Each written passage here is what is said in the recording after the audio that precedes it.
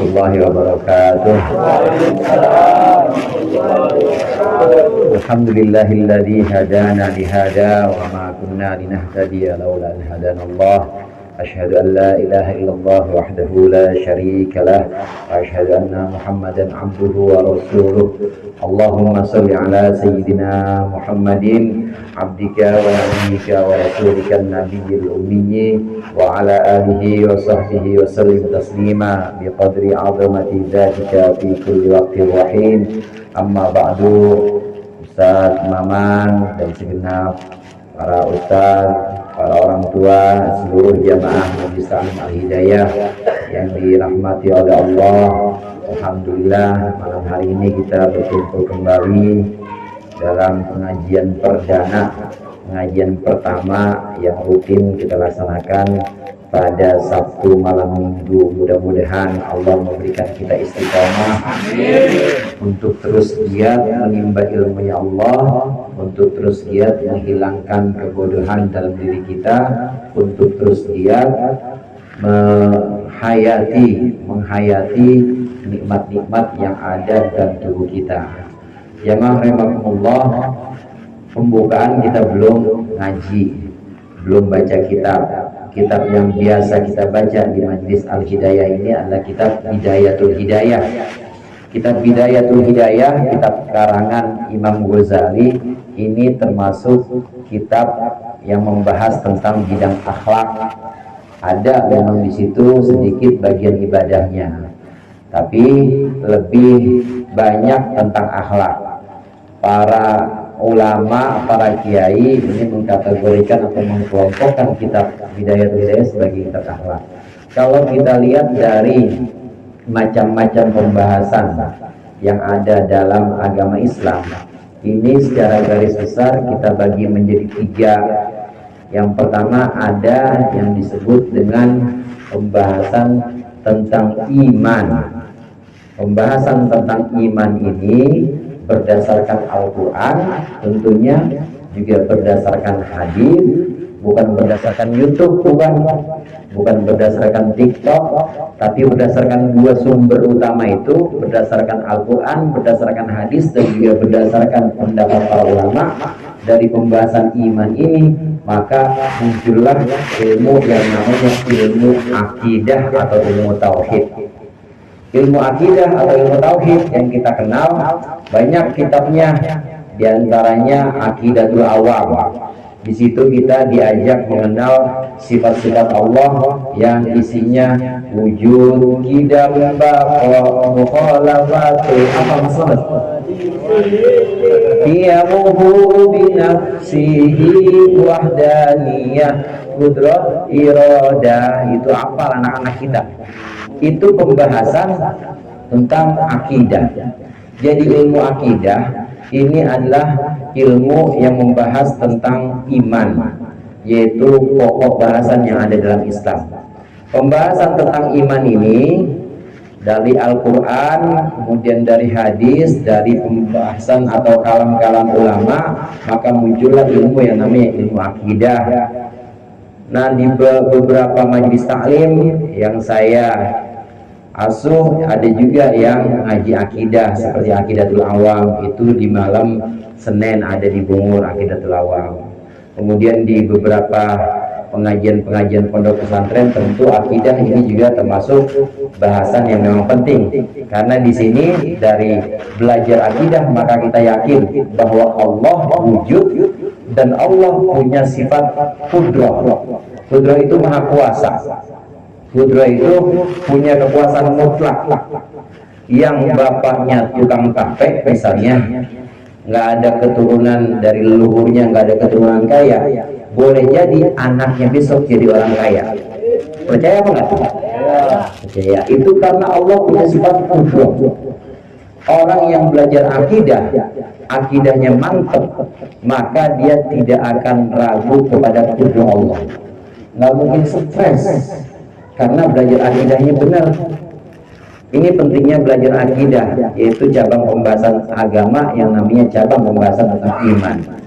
Dalam ilmu akidah ini kita juga belajar tentang yang namanya qada dan qadar, yaitu takdir lah yang kita kenal dengan takdir, qada dan qadar.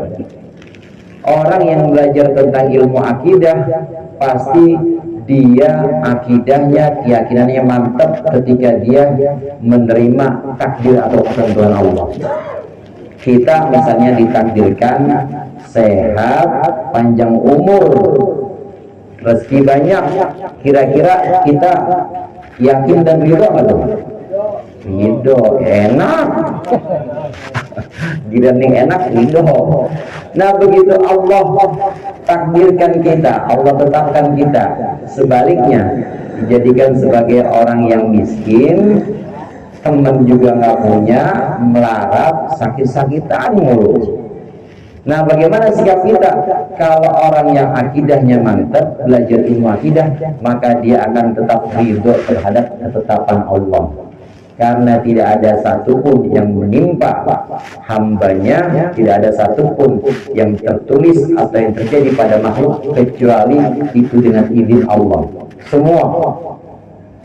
Memang kadang-kadang saudara, Bapak hadirin, kadang-kadang kalau dari sudut pandang kita manusia, takdir Allah itu kadang-kadang menyakitkan karena kita dari sudut pandang manusia. Tapi kalau kita sudut pandangnya kita ubah, kita tidak melihat dari sisi kemanusiaan kita. Kalau manusia kan pengennya enak-enak aja, menang banyak maunya, iya seri aja ogah, maunya menang, iya Mas Selamat ya, maunya menang. Nah tapi kalau kita naik sendiri, jangan dari sudut pandang itu, dan dari sudut pandang manusia atau sudut pandang orang kita, jangan, tapi dari sudut pandang kehambaan, bahwa iya saya akan hamba, saya dikasih sakit ya sebulan 2 bulan, dulu dikasih sehatnya 3 tahun 10 tahun. Oh iya, saya yang namanya hamba baru dikasih musibah, ini hilang cuma motor Beat doang, kemarin dikasih motor banyak, itu juga dari Allah. Ini orang yang akidahnya mantap karena belajar ilmu akidah. Semua yang menimpa hambanya, yang menimpa makhluk Allah, itu pasti sesuai dengan qada dan qadar Allah, sesuai dengan takdirnya. Belajar ilmu tentang iman ini, yang nanti namanya ilmu akidah, ini juga termasuk satu yang sifatnya wajib. Kemudian cabang pembahasan agama yang kedua, Bapak, itu ada yang disebut dengan cabang pembahasan tentang Islam. Kalau pertama tadi iman, yang kedua Islam. Cabang pembahasan tentang Islam ini nanti darinya muncullah ilmu tentang fikih. Islam itu yang kita tahu kan sholat, rukun Islam tuh, kemudian puasa, apalagi Pak, zakat, haji. Maka pembahasan-pembahasan tentang rukun-rukun sholat, kemudian syarat-syarat haji, kemudian apa yang membatalkan puasa, itu cabang pembahasannya adalah cabang pembahasan tentang Islam yang nanti jadinya ilmu fikih. Pernah dengar fikih Pak ya? Fikih itu ilmu ibadah dan syariah kadang-kadang disebutnya. Bagaimana kita sholat supaya sah, syarat dan rukunnya harus dipenuhi. Bagaimana kita puasa supaya sah, syarat dan rukunnya juga harus terpenuhi. Dan seterusnya sampai dengan haji dan sampai dengan umroh misalnya yang sedang dilaksanakan oleh saudara kita kayak Bang Thohir. Apa syarat dan rukunnya yang harus dipenuhi sehingga umrohnya sah, sehingga hajinya sah. Ini cabang pembahasan tentang Islam, muncullah ilmu yang namanya ilmu fikih. Di beberapa majelis talim yang saya mengasuhnya juga ada pembahasan tentang kitab-kitab fikih. Di antaranya itu di rumah itu hari Sabtu ada yang namanya pengajian kitab Fathul Mu'in. Kitab Fathul Mu'in ini juga pembahasannya tentang fikih. Bagaimana sholat jamaah, kira-kira boleh nggak Pak sholat jamaah imam sama makmum sejajar rata? Ayo, boleh nggak Mas Arjo? Boleh nggak imam sama makmum sejajar? Boleh nggak? Nggak boleh. Nah, nggak boleh itu bukan bahasa fikih. Nggak boleh itu bahasa sehari-hari. Bahasa fikih harus tidak sah. Itu bahasa fikih. Pertanyaan saya ubah. Sah atau tidak imam dengan makmum yang posisi kakinya sejajar misalnya? Sah atau tidak? Tidak sah. Padahal sah. Sah. Cuma makruh. Jadi bagaimana sunnahnya seorang makmum harus mundur sedikit, jangan sampai sejajar dengan imam. Kalau sejajar bagaimana? Makruh saja. Tapi kalau sampai mendahului imam, lebih maju dibanding imam, batal ya. Tidak sah, artinya batal syaratnya. Nah, pembahasan yang semacam ini ada dalam pembahasan fikih misalnya. Sah atau tidak ada orang sholat kemudian di sampingnya anjing jilatin kakinya, sah apa enggak? Sama jilatin sikile dhewe.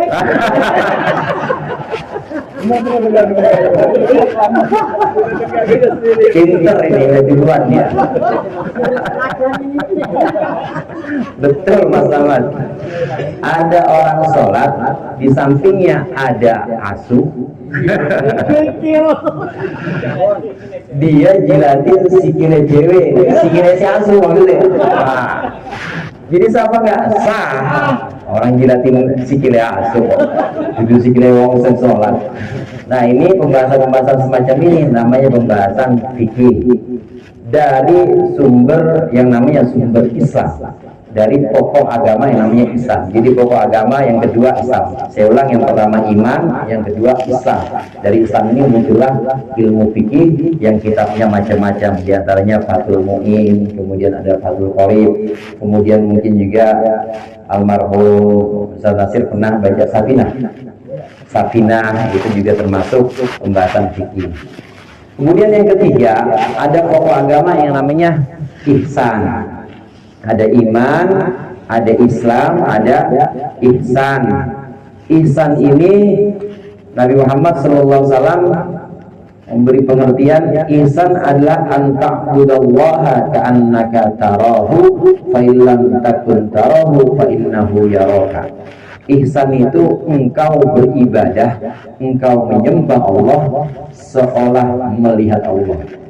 Jika engkau tidak melihat Allah, maka Allah melihatmu. Kita yang sedang ibadah sholat, maka kita harus melihat Allah.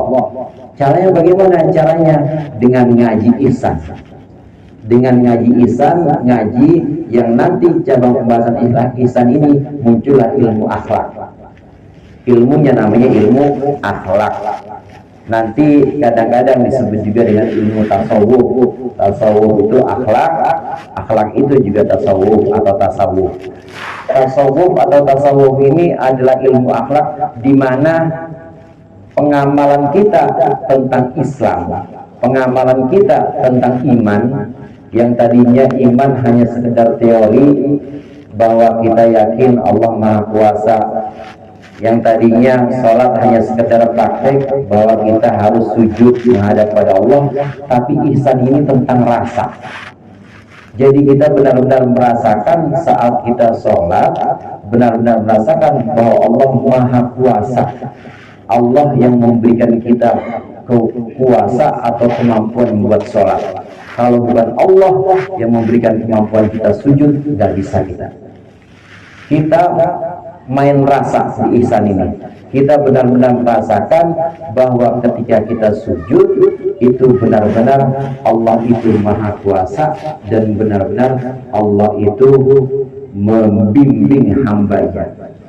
Maka pembahasan tentang cabang ihsan ini yang kemudian muncul ilmu akhlak ini penting juga, karena ini adalah ilmu yang disebut dengan ilmu hati, tentang ahwalul qalb, bagaimana ketika kita sholat dalam bidayatul hidayah supaya kita pandangan matanya itu tunduk merasakan kehadiran Allah, tidak melihat ke depan apalagi sampai tengok-tengok. Ini untuk menghadirkan bagaimana ketika kita menyebut Allahu Akbar, kita menyebutkan Allah Maha Besar, maka dalam hati kita cuma Allah yang besar, semua selain Allah kecil. Nah, pembahasan ini disebut dengan pembahasan ilmu akhlak. Jamaah rahimakumullah, ilmu akhlak ini tentu ada yang sifatnya akhlak terhadap manusia dan akhlak pada Allah.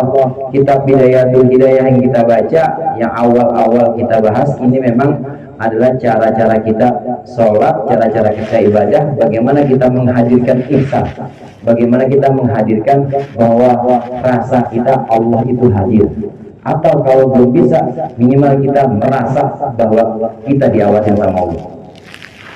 Nanti di bab-bab akhir Bidayatul Hidayah baru ada adab yang hubungannya dengan manusia, akhlak yang hubungan dengan manusia, bagaimana kita bergaul dengan sahabat, bagaimana kita mencari teman untuk teman jalis. Jalis itu teman jagongan, konco jagong ya, konco buat teman buat ngobrol sehari-hari.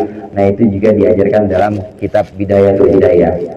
Pembahasan 3 ini yaitu tentang iman, tentang Islam dan ihsan, ini membuat pemahaman kita pemahaman yang sempurna dari agama ini. Jadi tiga-tiganya harus berjalan seiring.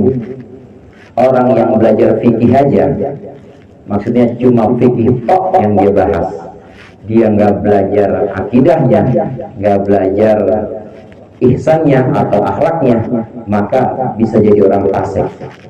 Karena begitu dia ahli tentang ilmu faraid misalnya, ilmu waris, nah kagak dapat waris yang banyak, dia tahu ilmu waris, tapi begitu dapat dibagi-bagi ternyata dia dapat bagian dikit, padahal itu memang udah takdir Allah kayak begitu, dia dicurangin, maka dia nggak akan ridho, ngamuk-ngamuk dia, karena dia nggak belajar ilmu akidahnya, nggak belajar, karena dia tidak belajar tentang cabang pembahasan iman yang harus percaya, dan juga nggak merasa hadir Allah di situ, tidak hadir karena merasa itu bukan campur tangan Allah, tapi itu kecurangan.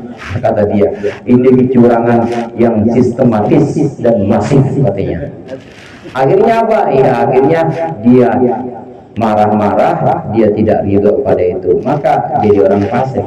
Jadi tiga-tiganya ini harus kita sempurnakan. Memang Bapak hadirin, belajar atau ngaji itu di usia seperti kita, ada yang buku catatan lagi ya. Ini ada catatan ini ya nih, uang kas. Kalau ada buku catatan saya pengen kasih ulangan kapan-kapan. Mas Darjo, berarti absennya D ya, D yang duluan itu. Nah, kalau ada catatan mungkin bisa kita ingat-ingat di rumah, tapi kalau tidak, paling ya minimal kita itu hadir saja di sini, dan sedikit-sedikit insya Allah nanti masuk, sedikit-sedikit insya Allah nanti bisa kita ambil, bisa kita bawa pulang. Ini yang pertama ingin saya sampaikan dalam acara pembukaan ini, yaitu tentang 3 cabang pembahasan agama, iman, Islam, dan ihsan.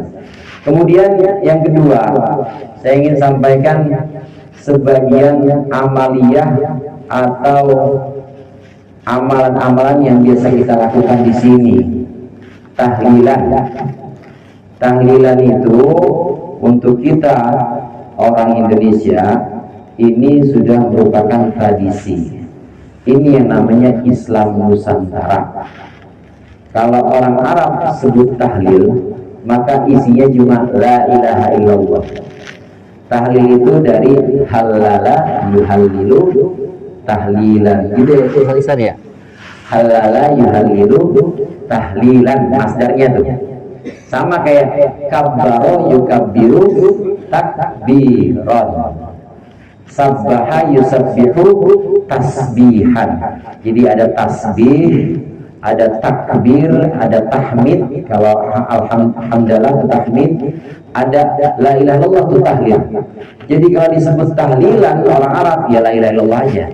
Tapi kalau kita tahlilan ini sudah menjadi tradisi Islam Nusantara. Islam Nusantara itu bukan agama baru, saudara. Bukan agama baru, bukan mazhab baru, bukan satu pemahaman baru, bukan. Islam Nusantara itu artinya Islam yang dipraktekkan di Nusantara sejak dulu. Karena Islam begitu dipraktekkan di tempat-tempat tertentu, maka dia punya warna yang khas. Inilah yang disebut dengan Islam Nusantara. Jadi bukan agama baru, dia hanya sekedar Islam yang dipraktekkan di Nusantara. Di antaranya tahlilan ini yang isinya ada baca Yasin, kemudian ada baca surat-surat, sebagian surat Al-Baqarah, ada Al-Falaq, An-Nas, isinya itu namanya tahlilan. Tradisi Islam Nusantara ini boleh kita laksanakan karena dia adalah amalan Islam yang dipraktekkan di Nusantara, punya warna khusus. Ingin saya jelaskan di sini, tahlilan. Biasanya tahlilan itu diisi dengan baca surah Yasin. Kita tahu di antara sabda Rasulullah SAW menyebutkan bahwa Yasin qalbul Quran. Yasin itu adalah jantungnya Al-Quran. Dan juga ada riwayat yang menyebutkan bahwa surah Yasin apabila dibacakan kepada orang meninggal, pada orang almarhumun dan almarhumat dari kita, maka itu akan diampuni dosa-dosa almarhum dan almarhumat. Ada banyak hadis-hadis tentang ini.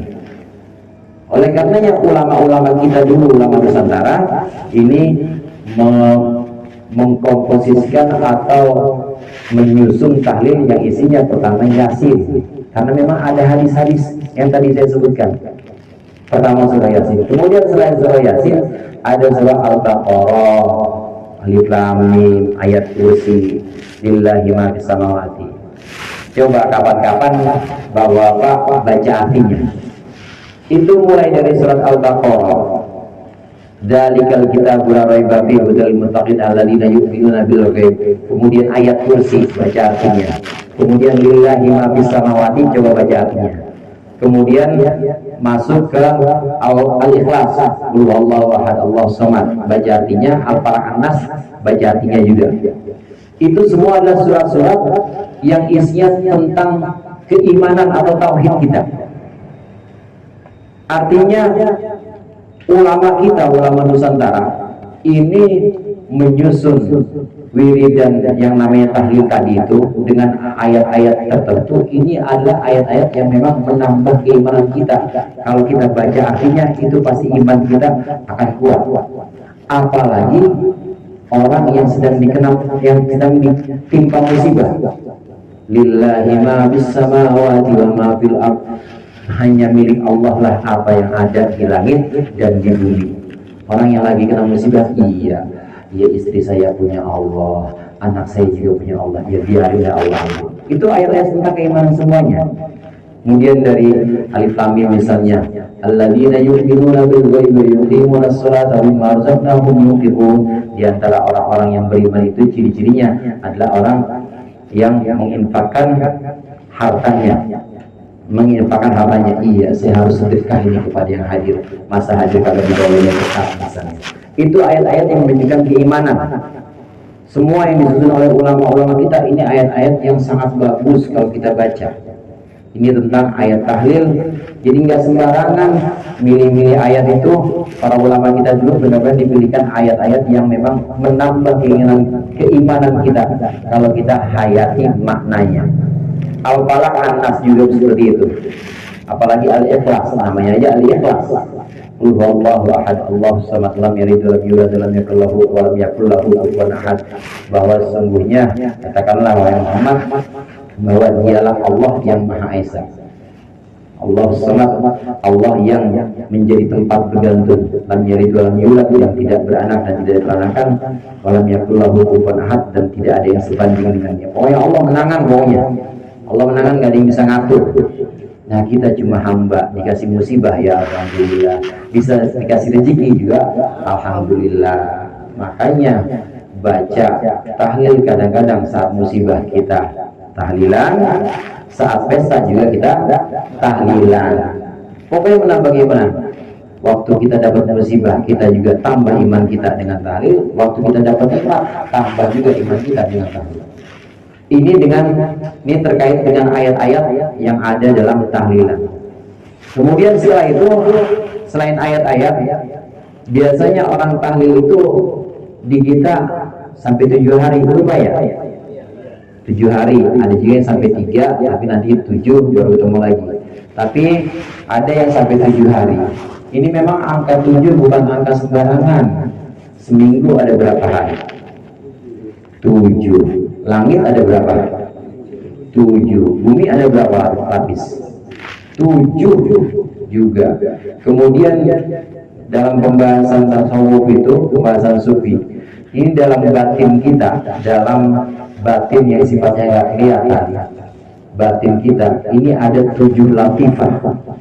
7 latifah itu ada yang namanya latifatul qalb, yaitu sisi batin yang sifatnya halus, al-qalb, di mana ada sifat-sifat hewan di situ, latifah al-qalb atau latifatul qalb.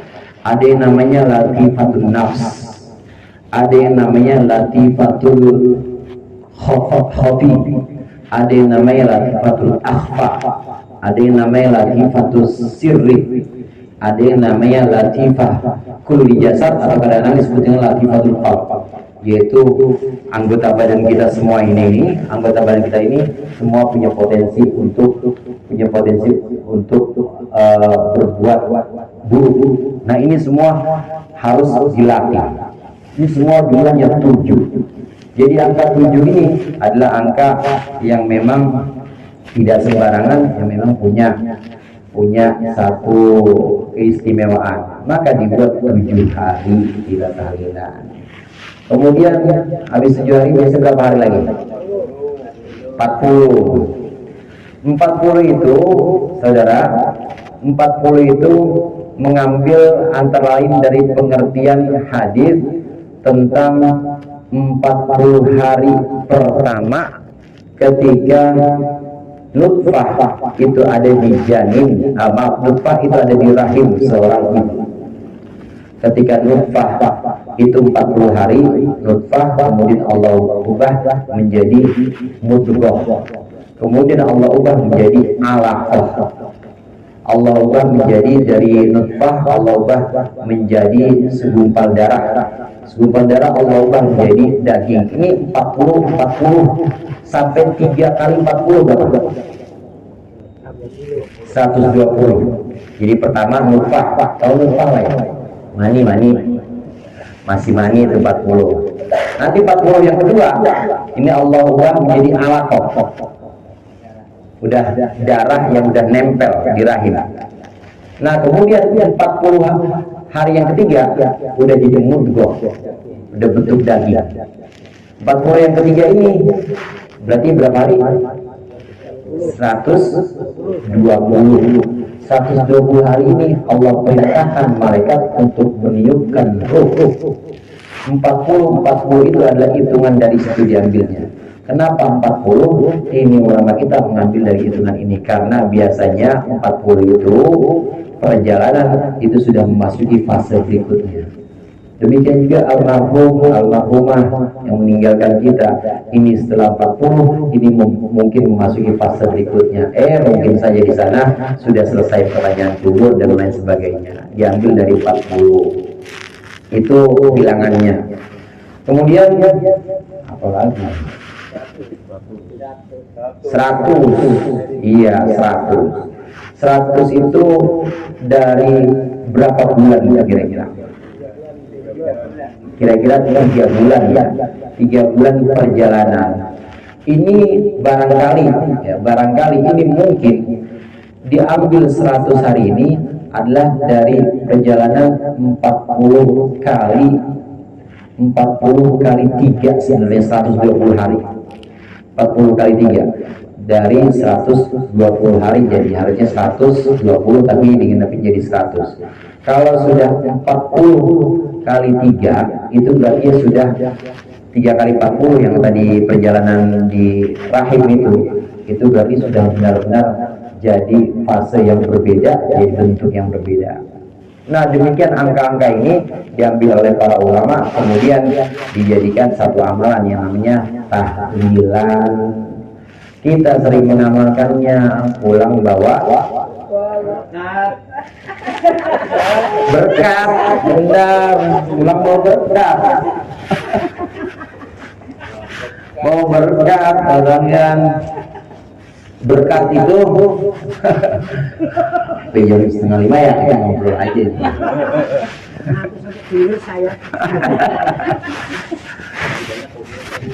Si banyak berkat itu begitu ngembrek diangkat. Jangan disia-siain, mau yang ngembrek diangkat berkat. Ya namanya cocokologi. Tak-atik jatuh, dia tak-atik cocok aja ya. Berkat begitu ngembrek harus diangkat. Dulu orang-orang yang sedekah atau orang-orang yang melakukan hajatan, kemudian mengundang orang tahlil atau terkena musibah mengundang orang tahlil, ini memberikan sedekahnya berupa berkat.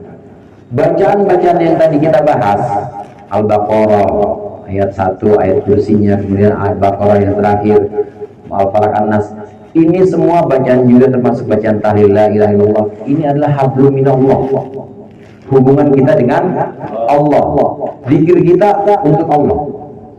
Nah, bagaimana hablum minannas kita? Hablum minannas orang yang hadir begitu pulang berkat kasih.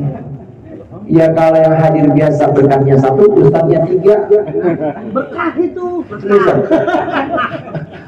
Ustadznya 3, jangan samain. Ustadznya harus banyakkan, jangan lupa itu. Namanya hablum. Saya mah kalau pernah bikin apa, beginian. Saya tuh yang penting mikirin isi ceramah saya, ya. Saya mau ngomong apa gitu, nggak pernah mikirin isinya, tapi isi ceramah. Nah, berkat ini hablum minannas, wujud dari hablum minannas. Kalau hablum minallah kita dengan bacaan Al-Quran, dengan zikir-zikir, maka hablum minannasnya dengan sedekah kepada tamu undangan, supaya ini bisa dihadiahkan untuk almarhum, almarhumah. Kalau tujuannya untuk hajat, sedekah. Supaya apa? Supaya sedekah ini bisa mencegah bala. Karena kata Rasulullah, as-shadaqah tadfa'ul bala. Sedekah itu bisa mencegah bala. Mau hajatan supaya lancar semuanya, supaya nggak kurang makanannya, supaya banyak amplopnya, hajatan, tahlil, sedekahnya jangan lupa. Itu semua tujuannya hablum minannas, disedekahkan kepada orang. Zaman sekarang sih berkat pakai apa? Kardus semua ya. Zaman dulu itu Pak, berkat pakai apa? Masih di besek ya lo. Besek dari apa kan? Bambu. Itu ada filosofinya Pak. Bambu itu nggak sembarangan orang dulu itu buat berkat, bukan dari kardus, bukan dari plastik. Sekarang ada yang pakai plastik juga, apa styrofoam, bukan, tapi dari bambu. Bambu itu salah satu pohon yang hampir semuanya, semua bagiannya itu berguna. Bambu itu salah satu pohon yang akarnya itu kuat.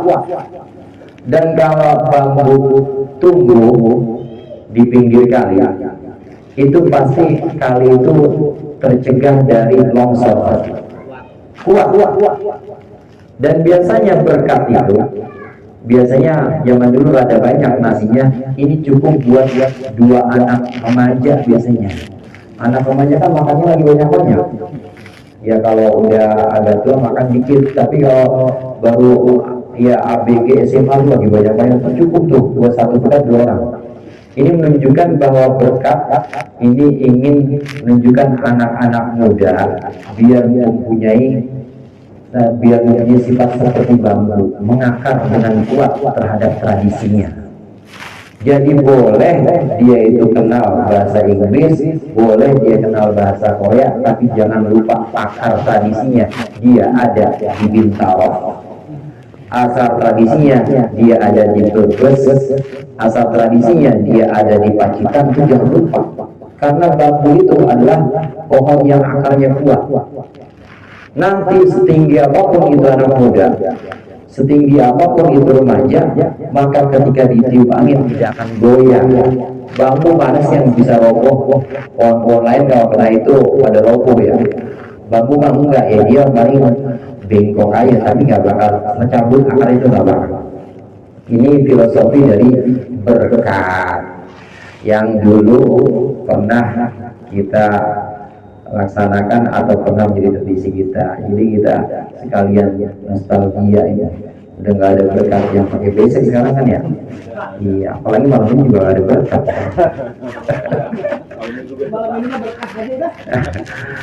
Itu diantara amalan-amalan yang sering kita lakukan, amalan Islam Nusantara. Yang terakhir, Bapak hadirin, Ustaz Maman tadi menyebutkan kita sebagai pembuka dan termasuk halal bihalal.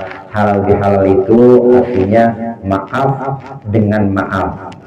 Maksudnya maaf dengan maaf, saya minta maaf kepada Bapak dan saya memberikan maaf untuk Bapak. Bapak juga begitu, Bapak minta maaf pada saya dan memberikan maaf pada saya. Kira-kira beri maaf pada saya nanti Pak? Saya maafin. Itu namanya halal bihalal. Halal bihalal itu tradisi Islam Nusantara juga. Nggak ada orang Arab, nggak ada yang kenal halal bihalal, bingung. Nah, yang lulusan Tarim Hadramaut Yaman, yang lulusan Yaman belajar berangan, nggak ada tradisi halal bihalal di sana. Adanya cuma di Indonesia. Dan orang asli Yaman misalnya atau orang asli sana Saudi misalnya disebut halal bihalal fi Syawal, oh, bingung dia. Apa itu halal bihalal? Oh, halal bihalal. Apa itu halal bihalal? Halal bihalal itu tradisi Islam Nusantara. Yang pertama kali mengadakan halal bihalal, yang mempopulerkan maksudnya, memasyarakatkan, itu adalah Kiai Haji Wahab Hasbullah. Pernah dengar? Masalah pernah dengar Kiai Haji Wahab Hasbullah, Kiai Wahab Hasbullah almarhum.